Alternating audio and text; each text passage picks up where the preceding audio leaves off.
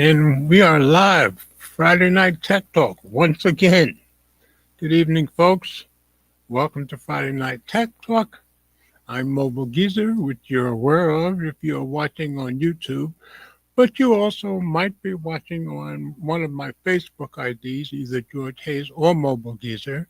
So if you're watching from there, yes, this is coming from the Mobile Geezer channel on YouTube, and I simulcast to all three IDs every Friday at this time.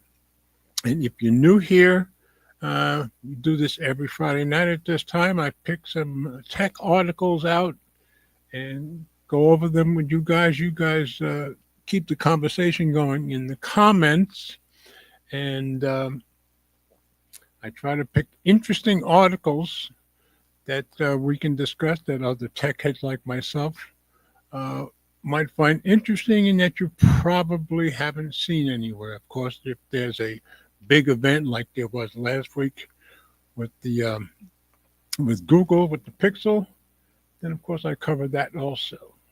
But this week we don't have any huge uh, events that I'm aware of. You guys always correct me if I'm wrong. Here's Annette.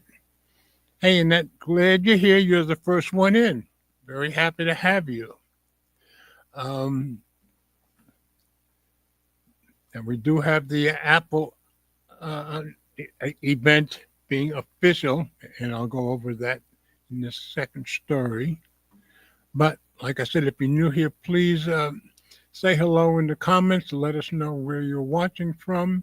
And if you haven't subscribed, please do. Um,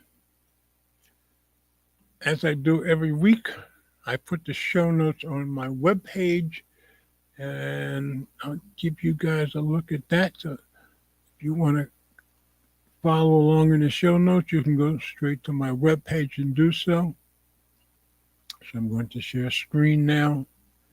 So let's see. If you go to mobilegeezer.wordpress.com and click on today's date, you will get just tonight's show notes.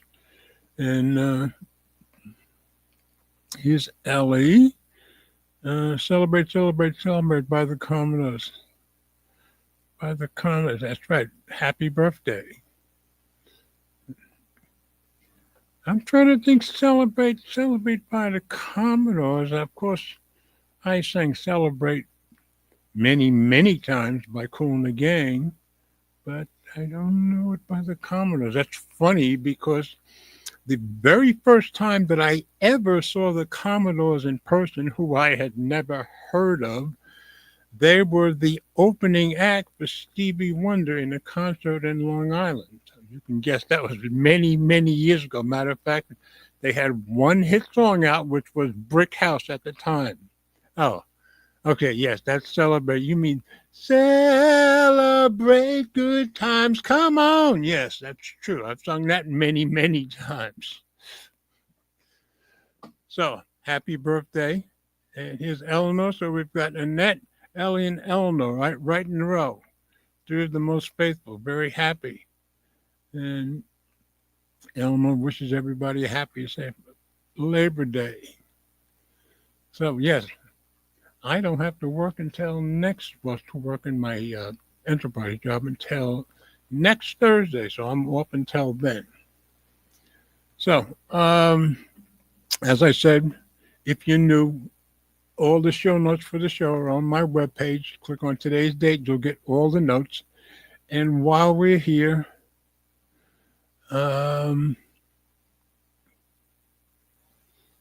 I always give you a little preview of what we're going to go over. Like I said, nothing huge that I know of, but I have a small little announcement after I show you the little preview for tonight's notes. So, first story. This I thought was cool on the FTC's part. The FTC opposes the UK Online Safety Act and the EU Digital Service Act in a stand for American companies to push back. So they're telling all of our big American companies, don't let the UK and the EU push you around and take away your free speech. So we'll go over that story, which I That was very cool by the FTC. And then, of course, the big announcement for the week, Apple finally made it official. I said Apple event confirmed, and it's not not fair, it's not far. It's going to be September 9th, so it's not very far away at all. So that'll be the second story. Oh, and I have checked for Ted. I'll check again. But if Ted comes in, I will certainly let you guys know. Third story, again, Apple. I found an article on Phone Arena. Apple wanted a no-crease foldable. Didn't know that. And of course, everybody's expecting the Apple foldables to come out next year. So Apple wanted a no-crease foldable. They know that won't happen. So now what? So just an interesting article I found on Phone Arena.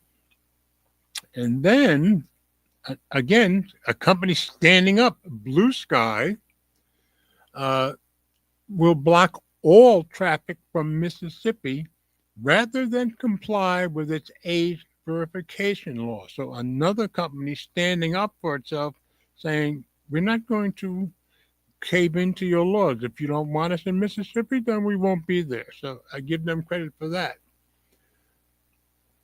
And yeah, in the EU and the UK are the ones pushing all of this, supposedly to protect the children. But we all know what this is about. A little control over everybody and what we can do and say. And they're trying to do it worldwide. Okay, after that, I just ran across this story. Tesla full self-driving. Now, of course, they've been making a big deal about FSD and Tesla for the last, I'd say 6 months to a year. And it keeps getting better and better. And now they're doing full self-driving in Austin. And they've already been doing it in LA and I think San Francisco. But CNBC has a story. Tesla full self-driving. Most Americans say no thanks. So they've done some surveys, and it seems like there are more Americans that don't want it than do want it. Exactly. And Ellie said, way to go, Blue Sky. Absolutely. So the FTC standing up for itself and Blue Sky standing up for itself. So I think that's cool. Last story, and here's my little announcement. I had told you all along I was probably going to wait for the Apple event, and I probably wasn't going to get a Pixel 10. But then I said all along, if I did get one, I would go for the base one. And I did. I pre-ordered it. When I looked at, I had $200 sitting there in store credit. And but when trading in my Pixel 9 Pro, and yes, I know it's a Pro and I got the base, but I still wanted the newer one. But by the time I applied everything, I only had to pay $123 for this thing. So I said, okay, I guess I'll go for that. And initially, it was going to, I ordered it on Wednesday. It was going to ship, it was going to be here by next Wednesday or Thursday. Well, now they're telling me it's coming tomorrow, so we'll see. But I do have it on the way, and you're looking at the color that I ordered. So I wanted to let you guys know I did do it, even though it has an eSIM, which means it'll be locked to that particular phone. But I still have one SIM that I can take in and out. But now I'll have an eSIM in my Pixel phone, and I'll have an eSIM in my iPhone. So thank goodness I still have one SIM I can move around. Looking forward to be with the new Pixel. Yeah, so I hope it does come tomorrow. We'll see. Of course, if it does, I'll be also getting out of my bicycle riding, and I need to get out on my motorcycle because it's been 2.5 weeks since I got on the motorcycle, so I need to do that too. These days are being wasted as far as that goes for me.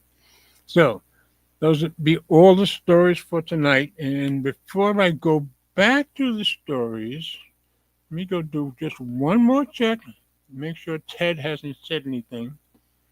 Most of you know Ted is in Dallas, so he's an hour behind me. So he's still got sunshine there, I'm sure.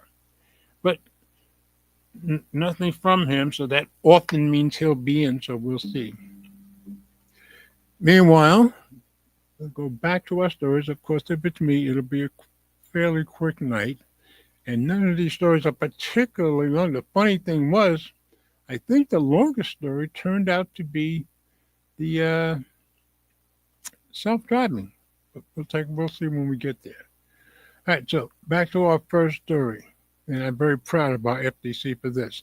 This was on Tech Radar. The FTC opposes the UK Online Safety Act and the EU Digital Service Act in a stand for American companies to push back.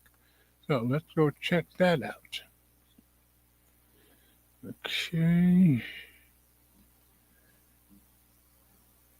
FTC calls on big tech to resist UK and EU demands to weaken encryption and censor content. And that's what it's all about. They keep saying it's protect the kids, but they want to censor content. They want to control what we can say. This is by Chiara Castro 3 days ago. FTC chair specifically mentions the EU Digital Service Act, UK Online Safety Act, and UK Investigatory Powers Act, which I didn't even know about that one. So let's go into reader view and get rid of some of these ads, and we'll go over this. Pardon me. So there's Andrew Ferguson, the chair of the FTC. The Federal Trade Commission is calling on is calling on U.S. tech giants to resist foreign demands to either weaken the security of their users, which would be us, by breaking encryption protections or impose censorship on their platforms. On Thursday, August 21st, 2025, FTC Chair Andrew Ferguson wrote a letter to 13 tech companies, including Apple, Alphabet, Google's parent, Meta, Microsoft, and Amazon. Ferguson specifically mentions the EU Digital Service Act, UK Online Safety Act, and UK Investigatory Powers Act. Yeah, they're really taking over as attempts to censor content or degrade security for users. Now, not in the story, but it's gotten so bad in Britain and the UK that every week there's like 15 or 20 people that get arrested just for posting stuff on Twitter, on Facebook, but it's become a regular thing in the UK, and it's getting worse and worse. These actions, he warns, could also violate Section 5 of the Federal Trade Commission Act that prohibits unfair or deceptive acts while eroding Americans' freedom and online security, and they're determined not to let that happen. Foreign governments seeking to limit free expression or weaken data security in the United States might count on the fact that companies have an incentive to simplify their operations and legal compliance measures by applying uniform policies across jurisdictions, wrote Ferguson. This pledge comes only days after the U.S. officials managed to score a win and made the UK agree to drop its encryption backdoor request against Apple, which were reported on months ago. So at least they stopped trying to fight to get Apple to give them a backdoor, which Apple refused to do, which was issued back in February via a technical capability notice under the 2016 Investigatory Powers Act. So that's where that came from. But Apple has steadfastly refused to give them a backdoor. So kudos to them. A greater push for control. The UK and the EU have pushed for greater control over the internet in the name of safety, over the last few years, crafting legislation that often requires U.S. tech providers to adjust their services. There are two main areas of contention: encryption and harmful but legal content. Encryption refers to the technology used by security software like the best VPN app, secure email, and encrypted messaging apps to keep online communications private between you and the receiver. And I used to do some programming in encryption myself when I worked in Florida because I had to send encrypted messages every day to some of our clients, especially out in Vegas. So I have some experience with that. While that's a crucial protection, especially as many cyber attacks like Salt Typhoon become the norm, authorities see this as an obstacle obstacle to criminal investigation and are pushing for the creation of backdoors into encrypted software. And if you give anybody a backdoor into your encrypted software, then kiss your encryption goodbye, and you know the criminals are going to find that backdoor too. That's why everybody's against it. The likes of Signal and WhatsApp have already voiced their concerns against laws and proposals such as the UK Online Safety Act and EU chat control. They have a lot of nerve calling it chat control. I mean, it's pretty plain what they're after. U.S. tech firms and officials alike have also been raising concerns about new UK and EU requirements to mitigate online dangers by halting the spread of misinformation, by their definition, and content that could harm minors. The problem is, who's defining what's misinformation? Well, they want to. These frictions led the Trump administration to consider imposing sanctions on the EU for censoring Americans and imposing higher costs on U.S. tech firms under its Digital Services Act. Reuters reported on Monday, August 26th. So I got to give the FTC credit for standing up to them and telling our companies, our American companies, stand up to them also. So I just thought that was a good story to hear about the FTC. So, nothing new and no TEDx yet. So we will go on to the next story, which I guess is our big story of the week. Apple event confirmed, and it's not far. I found this one on Tom's Guide. Of course, it was all over the place. Apple event confirmed for September 9th. iPhone 17, Apple Watch 11, AirPods Pro 3, and more by John Velasco. He's one of their great writers. Published 3 days ago. My awe just dropped. So let's drop into review.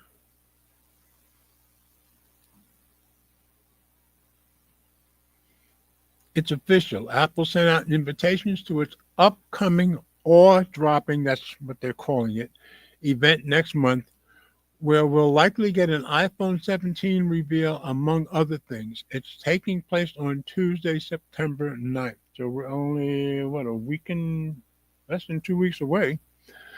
Following its previous fall launch events. It's funny how these guys call this a fall launch event, because technically September 9th is summer, not fall, but they like to call it that. Following its previous fall launch events, this next one is being held at Apple's headquarters in Cupertino, with a start time of 1 p.m. ET, 10 a.m. Pacific, that's pretty standard for them, 6 p.m. BST. You'll be able to watch the event live as it happens through a stream on Apple's website in addition to its YouTube channel. Yeah, I tend to watch all these things on the YouTube channel. And I'm off that day, so of course I'll be watching. Of course, details about the September 9 event are as vague as prior invitations, with only an image teaser to get us thinking about what's on tap for the showcase event. Well, the rumors have been rich the last month, with leaks pertaining to the iPhone 17 lineup. Yeah, they're all over the place, including another new iPhone model that's expected to shake things up with the long-rumored iPhone 17 Air. Okay. Normally, all eyes would be on the iPhone 17 Pro and Pro Max, but this year we could be in for a shakeup, as the iPhone 17 Air could steal the show. In fact, the leaks paint this phone to set a benchmark for future designs, as the iPhone 17 Air is reportedly as thin as 5.65 millimeters, which would turn out to be skinnier than the Galaxy S25 Edge. So it's now a battle between all of them to make the skinniest phone, I guess. There's certainly anticipation and buzz for any new iPhone model. Well, that's always true, especially one with a radical design that follows in the footsteps of Apple's other slimmed-down devices like the MacBook Air and the iPad Air. They proved how Apple was successful in garnering consumer attention, so the iPhone 17 Air could follow suit. For me, it's going to depend on price. Now, keep in mind, the only reason I'm thinking of getting one is because I skipped the iPhone 16. So my iPhone 15 Pro Max is now, it'll be 2 years old, and I expect to get a good trade. And if I don't, then I'll just be keeping it. Not to be outdone by that device, we could also see the redesigned iPhone 17 Pro and 17 Pro Max. The leaks so far don't disappoint, as leaked renders of the phone show us how their designs are evolving. Due to their flagship status, they're obviously tipped to get the best hardware, including an upgraded 48 megapixel telephoto camera, which everybody's looking forward to, A19 Pro chip, and the full release of iOS 26. And I never even got the beta of iOS 26. I guess Ellie probably has that. Other gadgets expected to be announced at the event include the Apple Watch 11, Watch Ultra 3, and AirPods Pro 3. Apple hasn't diverged from its script of announcing its new Apple Watches during its fall event. I don't think I'm going to go for a new Apple Watch yet. We'll see. So we anticipate it's no different this time. However, we could potentially even get other surprises, such as a rumored Apple TV 4K streaming device and HomePod 3 that would look more like a smart display. So there's been some rumors about that. And Ellie says they will have to prove why they are putting a very tiny battery in the 17 Air. It's because of the thin frame, but it's only rumored to be 2700 milliamp, which is kind of small, but you want something that thin, you got to give up something. But that could be an incorrect number. Yeah, this is all rumors so far. So another week and a half, I guess we'll know, or almost 2 weeks. So that's it for that story. I'm still watching to see if Ted pops in, but not as yet. All right. Oh, and she says the latest beta, that's the iOS 26. It's phenomenal. Yeah, I had the iOS 18 beta, but I never got on the 26. So, all right. On down to our next story. Like I said, it's going to be a quick night more than likely. More Apple. I just found this on Phone Arena and found it interesting. Apple wanted a no crease foldable because we're all expecting it next year. They knew that won't happen. Now what? And that's just how I phrased it. But let's go take a look and see what Phone Arena says. Apple failed to make the foldable iPhone how it wanted to. They make it sound like it's already happened, which it hasn't. But I guess they know what they can and can't do, which begs the question of whether you'd even want one. The foldable iPhone's biggest selling point is not happening. That means no crease. So are you still interested in getting one? People will still buy it. It's still an iPhone no matter what. So I think a lot of people will still get one. I won't be getting one because if they're going to be like Samsung, or if I know Apple, more costing even more, I'm not spending thousands of dollars. So, but interesting for those who are interested. Right, to read a view, get rid of the ads. So it appears that the plans that Apple had for the foldable iPhone aren't going to be possible, at least according to industry insider Mark Gurman's newsletter, Power On. And Mark Gurman is very rarely wrong about anything Apple, which means that Apple might have waited so long to enter the foldable market for nothing, and that people might not even want the company's offering now. Well, I disagree with that. People do go crazy over Apple stuff, especially something that Apple's never made before, like a folding phone. My guess is it'll sell just fine. Apple has hesitated in making a foldable phone for so many years because it was determined to do so in its own way, which is normal for Apple. What that meant is that the company wanted the first foldable iPhone to feature a completely creaseless display, something that many of you claim could not and would not happen. And it turns out that was true. Most of you were right. A crease-free foldable iPhone is not coming next year. Gurman revealed that Apple is switching display technologies for its foldable going from on-cell touch to in-cell touch. If you don't know what that is, I didn't either, but this tells you. This is because on-cell touch displays were making the crease more prominent than normal. Yes, the foldable iPhone did have a very visible crease.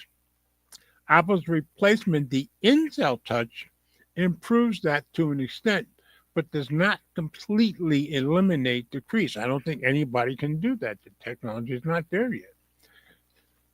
Gurman says that the foldable iPhone will now have a less pronounced crease, but does not say it won't have a crease, period. And I think most people would be acceptable with a less pronounced crease. And it says, I will not be getting the Apple foldable. Still looking at the Sammy foldables, but $2,000 is not a fit. Yeah, I'm not spending $2,000, and Apple's certainly going to cost more. So I won't be getting one either. So I guess that's a render. Oh, that's from the back. So they know what the ones they've been making in preparation look like, which I guess they made up their mind they cannot make it creaseless. So for now, we can only guess what the foldable iPhone looks like. Some leaks have claimed that the foldable iPhone will have the most advanced hinge in the industry, but none have said that Apple has eliminated the crease entirely. I didn't know they were so obsessed with it, but I gather they are. One source for such leaks even said a few days ago that Apple was finally having to admit that it could not make a creaseless foldable smartphone. Nobody can. And in my eyes, that's a real bummer. I was really hoping that Apple would be able to improve upon the already excellent Samsung Galaxy Z Fold 7, taking the foldable industry that last step closer to perfection. But I don't think anybody can do that as yet. It's probably close. But as it turns out, the general consensus was correct. The technology for creaseless foldables just doesn't exist just yet. However, then we need to ask who Apple's foldable phone will be for. I would think they'd be for iPhone enthusiasts, which there's a lot of them, at least in this country. According to leaked foldable iPhone specs, Apple's phone, which is coming out next year, has already fallen behind the Galaxy Z Fold 7. Is it just going to be for hardcore iPhone fans? Could be, I guess. Apple's marketing tactic for the foldable iPhone seems to suggest so.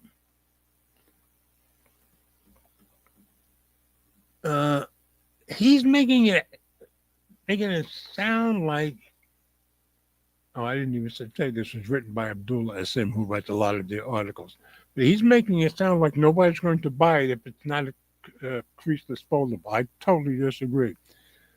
Ellie says the hinge technology they are researching is very interesting. Well, yeah, Ellie's kind of on the inside of that, so she knows more about this than the rest of us. So I just thought it was a very interesting article, and I just thought it was extremely interesting that he thinks that people aren't going to buy it if it's not creaseless. I disagree with that. Pardon me.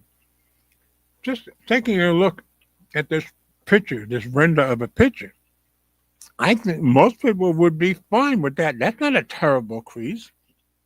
Certainly no worse than any of the Samsung phones. So I think it'll still sell. It just won't sell to me. So moving on. Blue Sky, another company that I've got to give some kudos to this week. Blue Sky will block all traffic from Mississippi rather than comply with its age verification law. And I gather the age verification law has only really come into force in like the last week and a half or so. So this is on Tech Radar, so let's go take a look. And as far as I know, it's only in Mississippi right now, but Texas and California, I think, are looking at the same type of stuff. Blue Sky exits Mississippi over age verification row. by Chiara Castro, published 3 days ago. Traffic from Mississippi's addresses is blocked, but a VPN could help you get back online. So I got to give them credit for not knuckling under. Right, into review. And they just had a quick update. On August 27th, so 2 days ago, we received comments from some VPN providers and made some edits to reflect this. So no big impact on the article.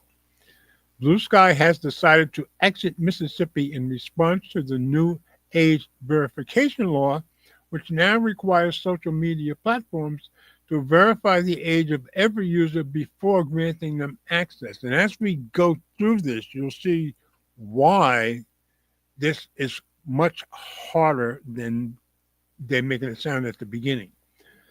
And they had to throw Elon's name in here just to put his name in here. He has nothing to do with this. But Elon Musk's rival, that's Blue Sky, warns that the new requirements would fundamentally change how users access Blue Sky, while opening up to privacy and security challenges that would impact smaller providers in particular.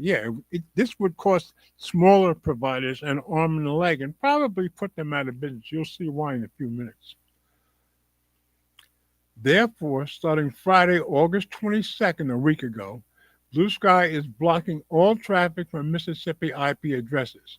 This, however, means that users based in the state may be able to turn to the best VPN services to keep using the app. We do not take this decision lightly, wrote Blue Sky in its official announcement, while ensuring that child safety remains a core priority. And that's always the excuse that when they pass these laws, it's always child safety. But no, it's not. Yet we think this law creates challenges that go beyond its child safety goals. You think?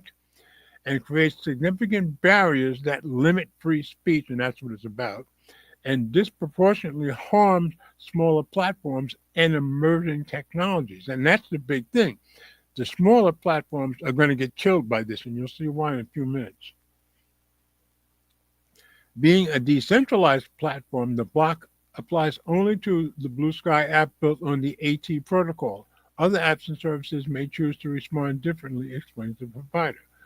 Why is Blue Sky worried about Mississippi's age verification approach? And here's the key to this whole thing. As per Mississippi's HB 1126 law, which was upheld by U.S. Supreme Court on August 14th. So technically, that's where it starts. Once the U.S. Supreme upheld it, then it's okay for it to become law, and they knew that. All social media platforms must verify that every user accessing the platform is over 18, that's part of it, and obtain parental consent for all minors looking to use the app. So that's one thing that makes it tough. But there's more to come. Get this. The law also requires tech providers to identify and keep track of, now you're talking serious expense, and keep track of all teen and child users. So not only do they have to verify and identify them, they want them to keep track of them from then on to forever. Who can afford that? Only huge companies can afford that. Fines for non-compliance can reach up to $10,000 per user. Building the required, so for every teen you don't keep track of, there's another 10 grand. Building the required verification systems, parental consent workflows, and compliance infrastructure, which would be seriously expensive, would require significant resources that our small team is currently unable to spare as we invest in developing safety tools and features for our global community, explains Blue Sky. Now, you got to think, if they can't afford to keep this up, what chance would any small companies have? They put them all, most of them right out of business. The economic burden is only half the story, though. Blue Sky is also concerned that the law's broad scope, and they like to make these things broad, could affect all citizens in Mississippi, not only minors, to use their favorite platforms, negatively impacting their right to free speech and access to information. The provider also warns against the privacy implications that could stem from collecting and storing. So, yeah, they're storing more data on every single person. So, sensitive information about all users, as well as from tracking minors online. So, much more privacy invasion going on here. Age checks aren't the real issue here either. Blue Sky was indeed one of the first providers to enforce age verification rules in the UK. Yes, there's a substantial difference between the two laws. Under the UK Online Safety Act, Blue Sky and service providers are required to verify users' age only for accessing content deemed legal but harmful. Mississippi's law, by contrast, would block everyone from accessing the site, teens and adults, unless they hand over sensitive information. And once they do, the law in Mississippi requires Blue Sky to keep track of it. That's expensive. Of which users are children, explains the provider. Yeah, it's just too much. Can a VPN help? The Blue Sky app is now set to block access to all Mississippi IP addresses until legal challenges to this law are resolved, explains the provider. A VPN, however, could help you get back online. A VPN is security software that not only encrypts all of your internet connections, but also spoofs your IP addresses by rerouting your traffic via one of its international servers. Therefore, if you're in Mississippi and want to keep accessing Blue Sky, all you need to do is connect to a VPN server based where the app is available. So if you use a VPN server outside of Mississippi, you should be good to go. Most of them are going to cost you money, though, although there are some good free ones, I gather. That said, while technically possible, using a VPN to circumvent such measures may go against the platform's rules and local regulations. Privacy advocate at NordVPN, Laura, I'm not going to get her last name, Laura Hyrolite, I think, told TechRadar, adding that NordVPN forbids minors from using their services. According to, they couldn't just use her first name. I'm going to say, according to Laura, however, Blue Sky's decision is understandable. The Mississippi law is, in fact, considered by many experts to be unconstitutional, I would hope so, and harmful to online privacy, although they said the Supreme Court allowed it. So they might be fighting a losing battle here as far as any more court battles. For Windscribe VPNs, I never heard of Windscribe. VPN CEO Yegor Sak, this may signal a sign of things to come, as other companies could follow suit. Age verification laws are surveillance laws in disguise, 100% right. Large corporations with infinite resources will be able to implement these requirements, and nobody else will, and collect even more data than they already do, while smaller players will withdraw from markets until there are no markets left. That's right, they'll put them out of business, Sak told TechRadar. We recommend using only reliable and secure services to ensure your data stays safe. At the time of writing, NordVPN is TechRadar's top recommendation. If you aren't willing to pay for a subscription just yet, I suggest checking our best free VPNs guide with PrivateOVPN, that one I never heard of, and Proton VPN, and you see that as a good one on all the free lists, so that's probably a good one. Being today's top picks, but PrivateOVPN, I guess that's a good one also. So if you're in Mississippi, that's the way to go. But I got to give Blue Sky credit for standing up for themselves, and like they said, I hope more companies also stand up and don't knuckle under. So just an interesting story. Big House, what's up, dude? Glad to have you here. He says Blue Sky sounds like why Mississippi and not Idaho, Virginia, or Florida? Because I gather it's only Mississippi that has this tough a law. And keep in mind, not only do they have to verify the teenager's age, but they're supposed to keep track of every single thing that teenager does from then on their platform. Well, for most companies, it's going to it's going to put them out of business. They can't afford that. So I agree with Blue Sky here. And I gather Idaho, Virginia, Florida, they don't have these rules as yet. As far as I remember from our past stories, the next two that might pass something like this would be Texas and California. And when I first saw them about age verification, I was kind of on board with it. But now, when you start saying you've got to track them forever, well, that's just going to cost you money that most small companies are not going to have, and even big companies are not going to want to pay it. Let's say I got a teenager who's 14, and I identify them as a teenager, so I know they're 14. If they are on my site all year round, that's going to cost me hundreds of thousands to keep track of this person all the time. I think that's ridiculous. So in that case, I was kind of for the California and Texas laws. This one just goes way too far and will cost way too much, in my opinion. So, and thank Big House for joining the conversation. Okay, how many I've got left? I've got two left. This one I really found interesting. I'm sure Elon's going to be very upset about it, but I should be full disclosure. I have been an Elon fan for a long time, but I've also got more reality about Elon as things went by, as he had his interactions with Trump. And I found out that they do cover up some Tesla accidents and that kind of stuff. So, but this one was just a survey, I believe. Found this on CNBC. Tesla full self-driving FSD. Most Americans say no thanks. So let's go look at CNBC and check this out. Because I was under the impression that in Austin, in LA, and San Francisco, Tesla FSD was really starting to make some noise and be appreciated.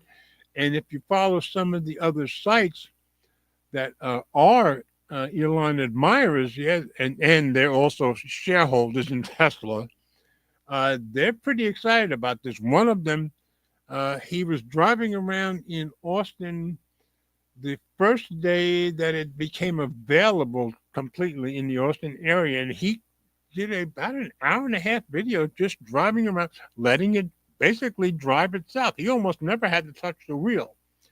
But this I just found interesting. Tesla FSD turns off more U.S. consumers than it attracts, survey finds. So this really surprised me. This was from yesterday. It was updated again today, this morning. And this was by, this was the first time I saw her name, Laura Kolodny. Laura Kolodny. So let's drop into read a view and see if you're as surprised as I am. Because I kind of follow, even though I don't have a Tesla and probably never will, I do kind of follow this stuff, on other people's videos. So, Elon Musk's fervent promotion of Tesla's self-driving technology isn't doing much to win over prospective buyers. According to a new survey, more U.S. consumers say that Tesla's FSD or full self-driving supervised systems would push them away from the brand rather than drawing them to it. That just surprised me. The Electric Vehicle Intelligence Report for August, didn't even know there was such a thing, published by political consulting firm Slingshot Strategies, polled 8,000 Americans. Only 14% of those surveys said FSD would make them more likely to buy a Tesla, get this, while 35% said technology would make them less likely to purchase one. That really surprised me. The Big House says, not an Elon fan. His doge hurt a lot of families by putting people out of work. Well, I put that more on Trump than him because Trump's the one that, put him in there to do it. But I didn't get down on him so much as the Doge thing because he was basically hired to do it, even though he did it for no money. But it turns out he is behind them lying a lot about their accidents. The government requires you to, I think, a week or two within an accident, you have to report it to the government with the self-driving vehicles. They've been putting them off in 2 and 3 months and getting away with it. So that's what's kind of giving me a little more reality about Elon. The remaining 51% said the availability of FSD would make no difference to them in terms of their car buying decisions. Nearly half of consumers surveyed by Slingshot said they think FSD technology should be illegal. That surprised me also. For Tesla, the troubling results land in the middle of a sales slump, that's for sure, resulting from an aging lineup of electric vehicles and increased competition from rivals. There's also reputational damage in response to Musk, his incendiary political rhetoric, work with the Trump administration, and support of Germany's far-right AfD party, although the people in charge in Germany call them the far-right party. It turns out right now they're the most popular party in Germany, and the people in charge know that. Sales of Tesla cars in Europe plunged 40%. That's in July from a year earlier. That's big. The seventh consecutive month of declines. In the robo-taxi market, and this is what Elon's kind of depending on for the future, Tesla is lagging Alphabet-owned Waymo because, yeah, they've been operating in San Francisco a long time. And Baidu's Apollo Go, I didn't know that. It's now, and Baidu is the Chinese company, the biggest, I think. It's now in the early stages of testing a ride-hailing service in Austin, Texas, and that's the one that I said the guy did the video about, and in the San Francisco Bay Area, with hopes to reach more cities this year. Cars in Austin have human supervisors on board, and the guy who did the video, he was sitting behind the wheel the whole time, but I don't think he ever really had to touch the wheel at all, even making turns, while those in San Francisco have drivers at the wheel. Musk, the world's richest person, has said that the future of Tesla hangs on its ability to deliver autonomous vehicles and related services. Yeah, he's depending on this. He recently said a new variant of the Model Y, because remember they said their vehicle's getting old, is part of the problem. A new variant of the Model Y, which launched in China, won't start production in the U.S. till the end of the year, and might not ever, given the advent of self-driving in America. Yeah, because people are not crazy about it. And politicians are not crazy about letting it go through. For now, Tesla still relies on EV sales for the vast majority of its revenue, though Musk has touted FSD as one of the company's big advantages over its competitors. And that's true. Musk keeps talking about how much better their full self-driving is, let's say, than Waymo and others. But what they don't tell you, and I've seen other stats that back this up, is that it seems like Teslas have more accidents involving people than any of the other self-driving vehicles. Last month, executives suggested that Tesla has a market education problem when it comes to driving adoption of FSD. The vast majority of people don't know it exists, Musk said on the company's second quarter earnings call, and it's still like half of Tesla owners who could use it haven't tried it even once. That kind of surprises me. You'd think somebody would try it just riding around. Cobra Toyu, who's a guy I follow in California, he always has an electric vehicle. He makes all kinds of great videos about it. And he was even interviewed on TV last week in LA about it.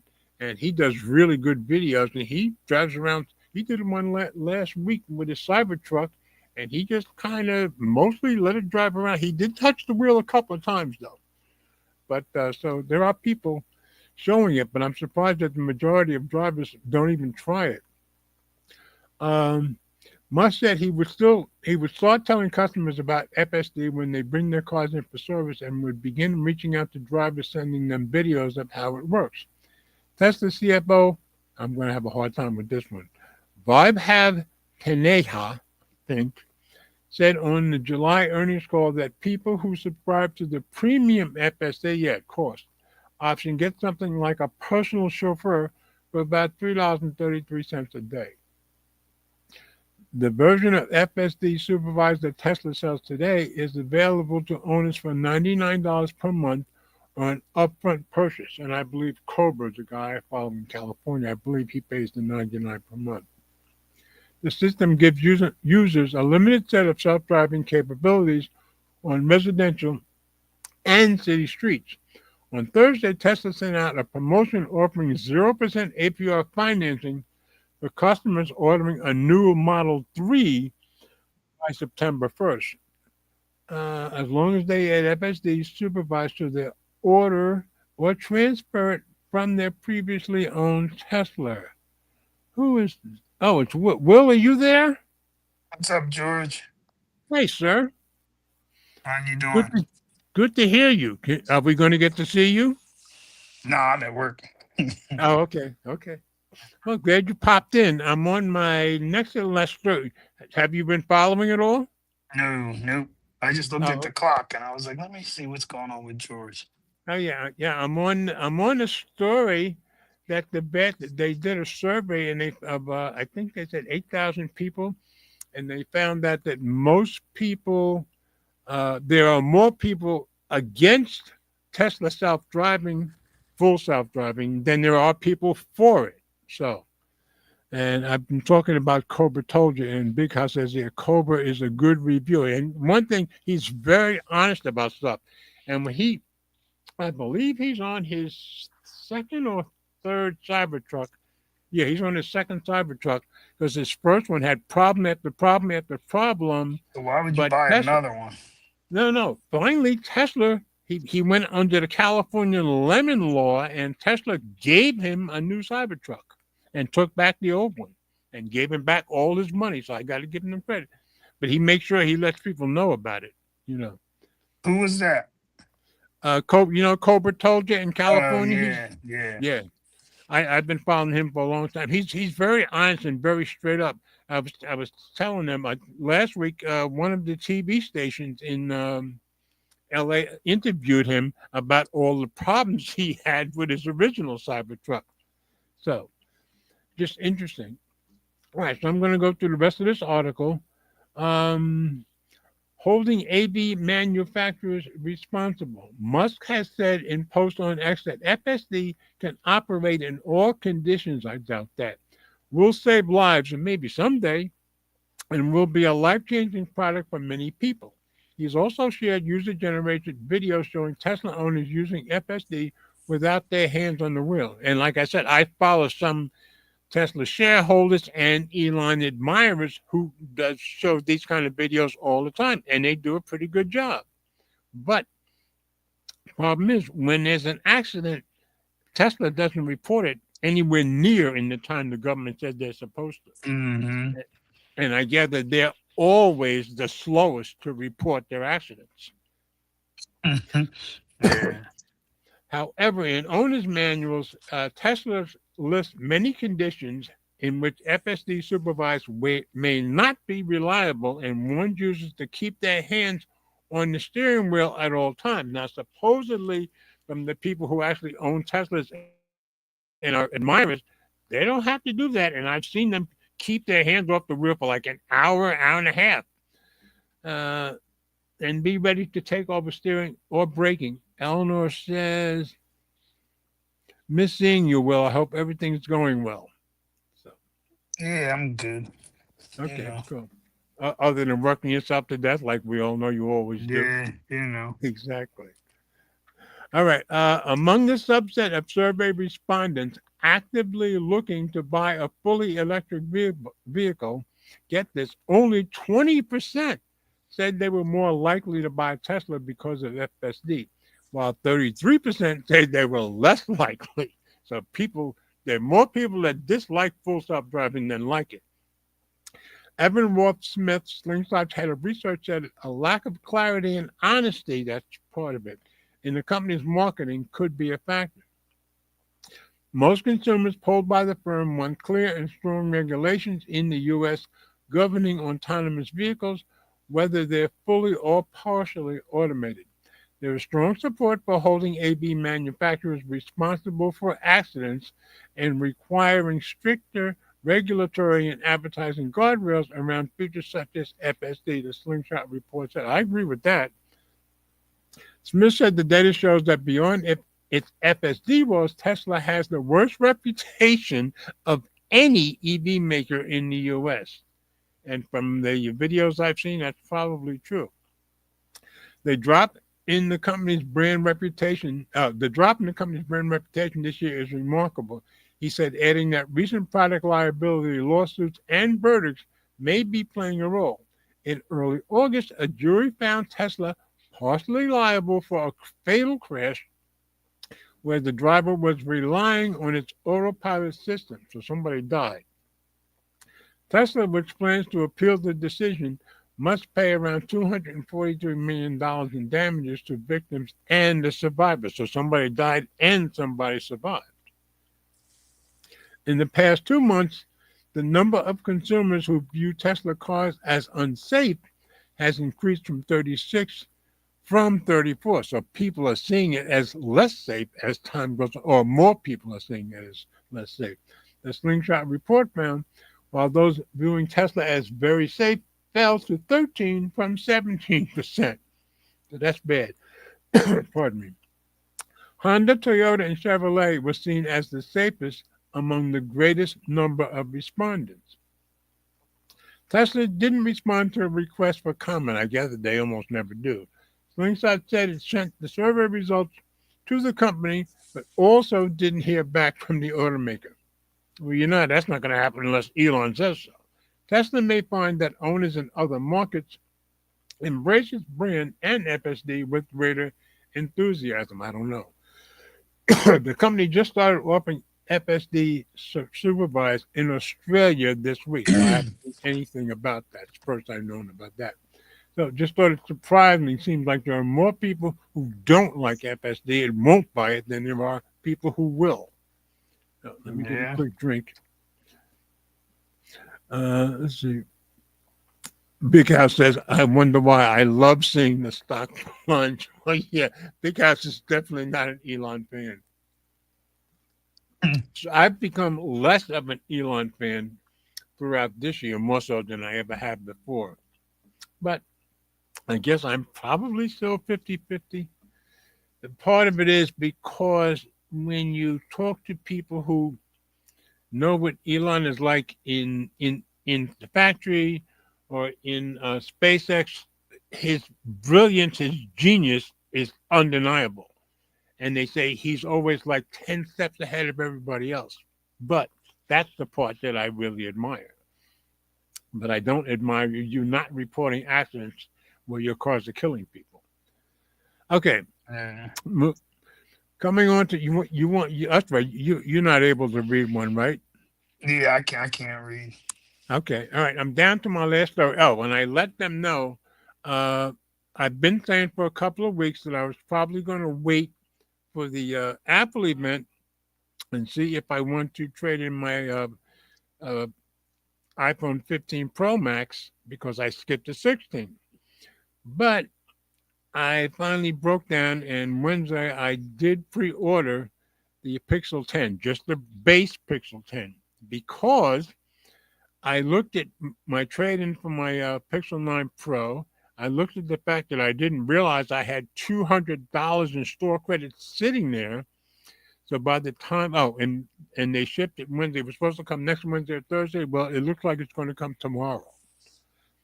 Oh, but nice. by the time I figured out how much I'll end up paying them, I'm going to end up paying $123 for this thing, and that's it. Oh, that's a steal. Exactly. But I'm not happy that now I will have two phones stuck on eSIM and only one line that I can move around now. But that's how it goes. But I did like some, and I'm trading in a Pixel 9 Pro for a base 10, but I did like some of the new features, but I'll go over that when I do my unboxing and when we start testing the phone. But hopefully it will arrive tomorrow.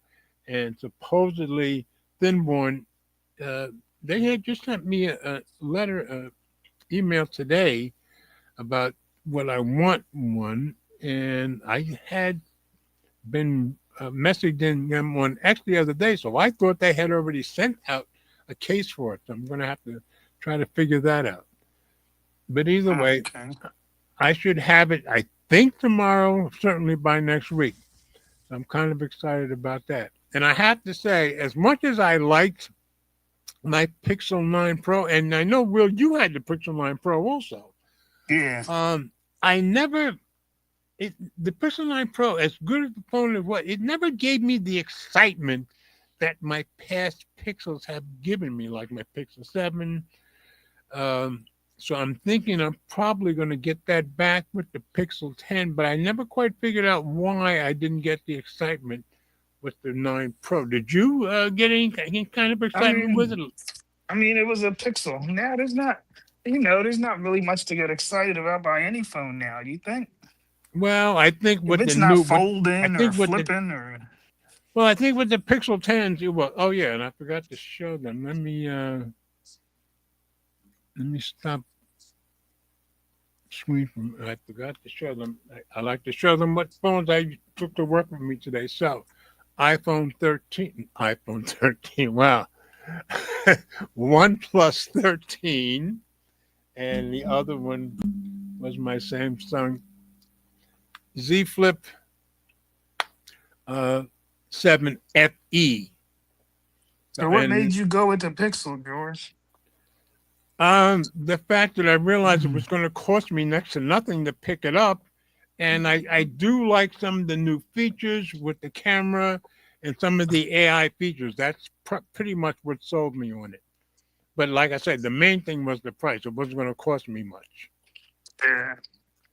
Yeah. Big House says removing the SIM tray threw me off with Google. I'm keeping my 9 series. Yeah, I thought about it too. Of course, I'm used to having it in my iPhone 15 Pro Max because I've had it for 2 years. So it doesn't bother me, but the fact is, I used to have 3 SIMs that I could move around. Well, now I'm going to be down to 1 SIM that I could move around.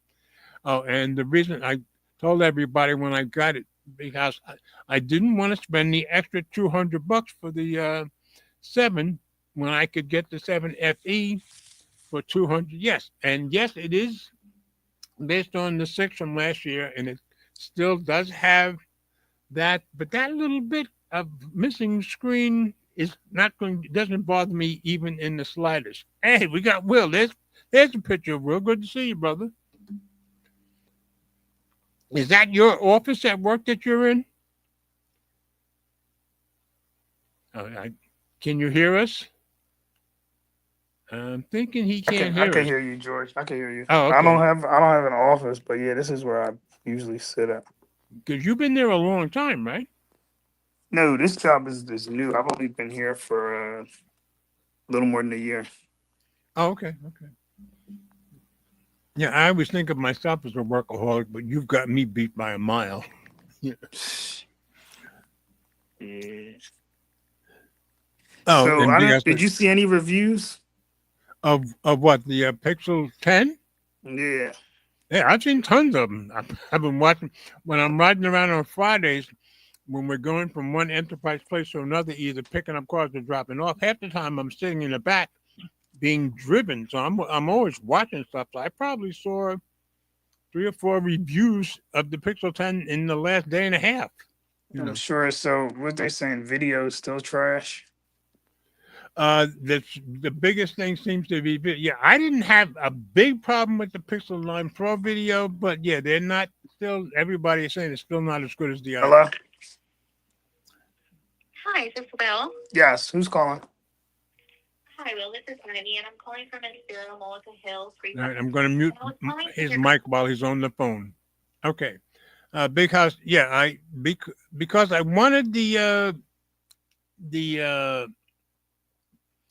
software that was in, and I know that's in the FB, but it's based on a Flip 6, and I know that. Yeah, all I was doing was saving the money, and I hadn't had a Flip in 3 years. I think my last Flip was the Flip 4.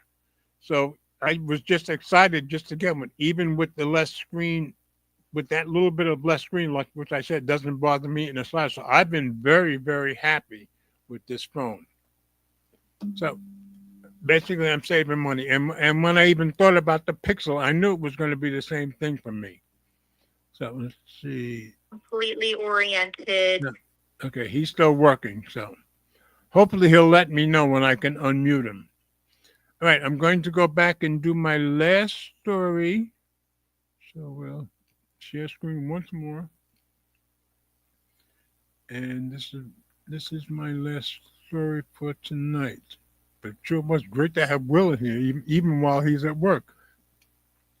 So I just said, yes, the Pixel 10's battery health assistant feature will limit the battery over time, but it's there to help, not hurt. There are people who are very upset with this feature, so you guys should probably know about it.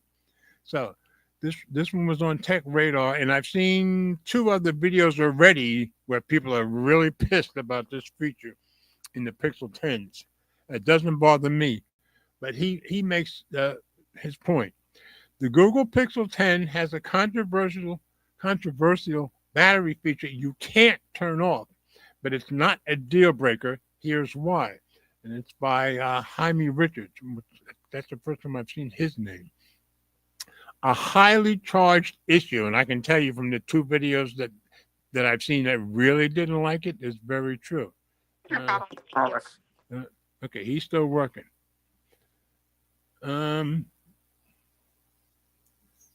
Let's see, Will's up. Yeah, Will's still on. no, I'm done. They're killing me today. That's what happened. Okay. All right. So I'm on my last story, and you should probably hear this too. The Google Pixel 10 has a controversial battery feature you can't turn off, but it's not a deal breaker. Here's why. And I've told them I've already seen 2 videos where people are very upset about this feature. And he says a highly charged issue. So I'm going to drop it into beta view. And you guys might not like it too. It doesn't bother me, and I gather it doesn't bother him, but it bothers some people. The Pixel 10 has been official for 1 week, and yet it seems that Google's latest flagship smartphone has already found itself caught up in controversy over a new battery health setting that can't be switched off. As Android Central reports, the Google Pixel 10 series, so that's all of them, comes with an obligatory battery health feature called Battery Health Assistance, which limits the phone's voltage and charging speed over time. The limits begin at 200 cycles and continue until 1,000 cycles. A report from Android Authority corroborates that the feature can't be disabled. So people are very upset about this. For those not familiar, cycle simply refers to the process of emptying and recharging the battery. Assuming the phone is charged daily, this could mean battery limits kick in after less than a year of ownership, with performance getting worse over the next 2 years. However, here, I'm muting him for a second. However, here at Tech Radar, we're confident that the Pixel 10's battery limiting feature shouldn't be a deal breaker. If you're considering buying one, keep reading for our breakdown. But if you are considering buying one, you should probably be aware of this. I'm trying to unmute his mic. I'm still here, George. I'm listening. Okay. All right. The claim. Unlike some tech controversies, there's not really an element of suggestion or conspiracy theorizing, as far as we can tell. This is a real feature that will affect battery life on the Google Pixel 10 series. The issue is more about how users react to this information.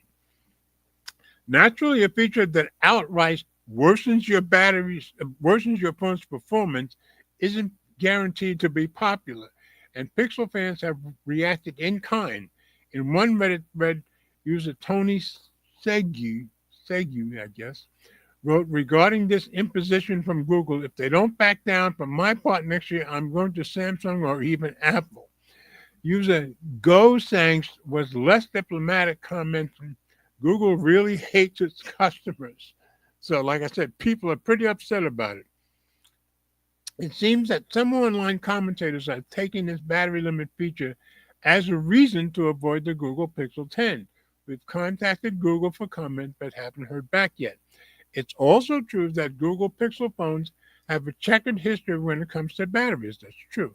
Recently, Google pulled the Pixel 6a. Thank God Eleanor and I didn't have the 6a. From its refurbished store following reports of some units catching fire, that there was no official reason given. And the funny thing, but it seemed to be only the 6A that did that. Eleanor's had the 6 for a long time. No issues at all. Some users may be wary of trusting Google when it comes to battery tech.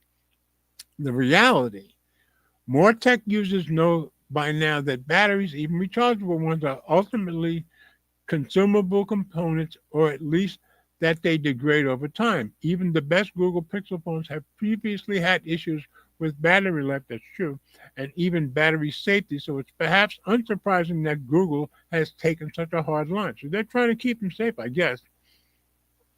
The likely intention behind battery health assistance is to make the degradation of your phone's battery feel more gradual and less noticeable while avoiding putting too much stress on the battery. What do you think of that, Will?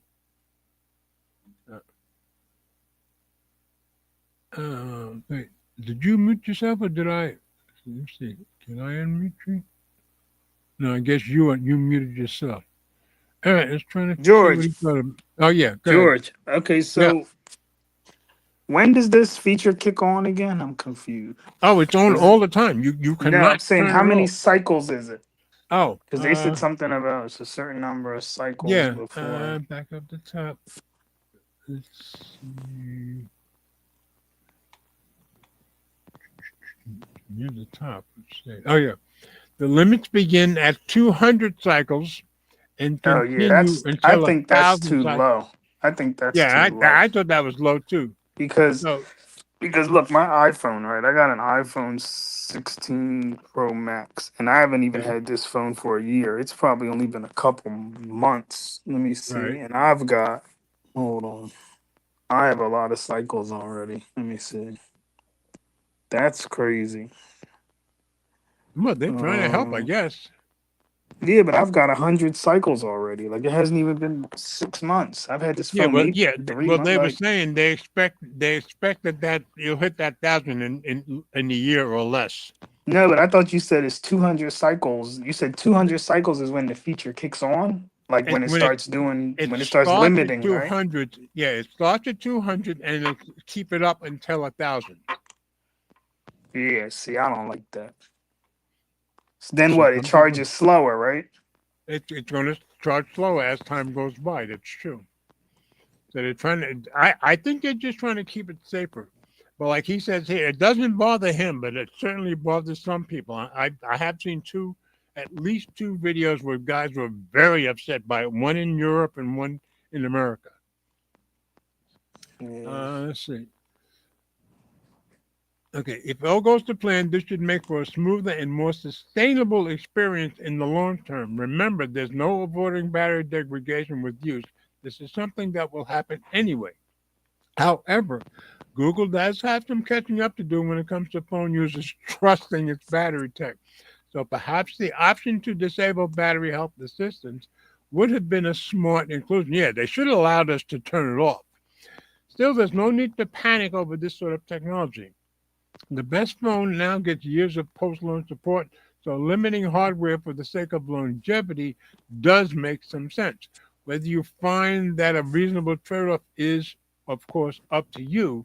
Let us know in the comments. So yeah, I don't think it's going to bother me.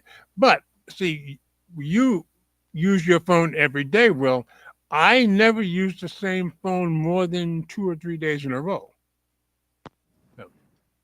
That's the big difference. You still there? Yeah, I'm still here.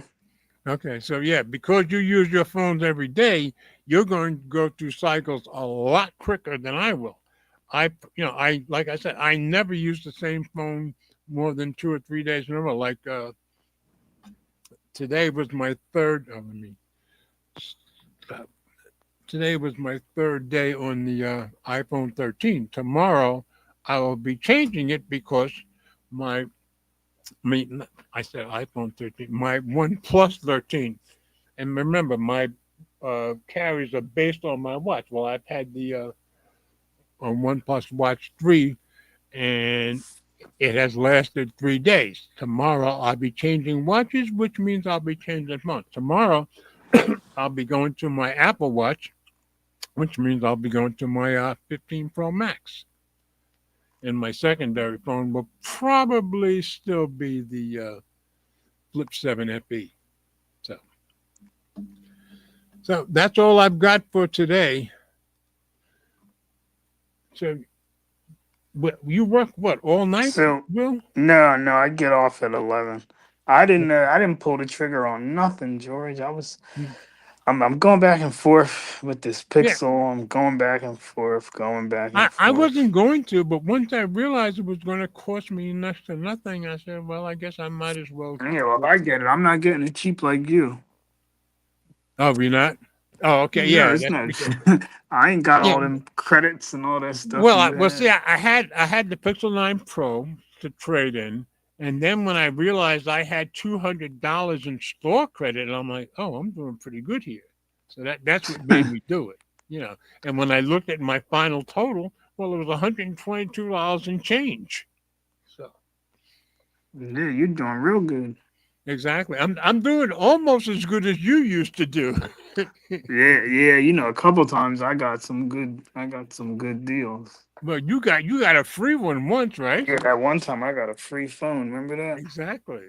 So let's see. Let's see. Big House says he has the Motorola Razr Plus 2024 and wants a Flip 7 now. I had the original Motorola Razr Plus, and I was really happy with it until my screen went completely dead. It was outside of warranty, and it was going to cost me like $400 or something to fix it. So then, from then on, I didn't trust the Motorola's with the screen. That's why I got the Flip. I went back to the Flip because I never had a problem with my Flip 3 or my Flip 4. So, You sound like Mike. yeah, same kind of thing. Yeah. And my OnePlus Open, it still works great. You know, that phone has been perfect the whole time. Ellie said, wonderful being here. We'll have a blessed day. Have a weekend. Good to see you, Will, and Big House. Yeah, say happy birthday to her. Her birthday is Monday, so Labor Day. So we thought she wouldn't be here this week, but she dropped in anyway, and thanks for being here. All right, guys, that's it for tonight. Will, it was so great that you were here. Yeah, I tried to pop in for you, Joe. Yeah, Big House said he's been fortunate so far with his Motorola. Okay. Yeah, Ellie said she's officially a senior, I guess, on Monday. So you know what birthday that is. So I was officially a senior 15 years ago. It's a long time ago. So you say you get what time do you start work? I came in at 3 today. Okay, so you work 3 to 11. Now you do this Saturday and Sunday? I mean, you do this. Yeah, tomorrow I come in at 7 in the morning and I leave at 11 at night. Oh, okay. And what about Sunday? Same. Okay.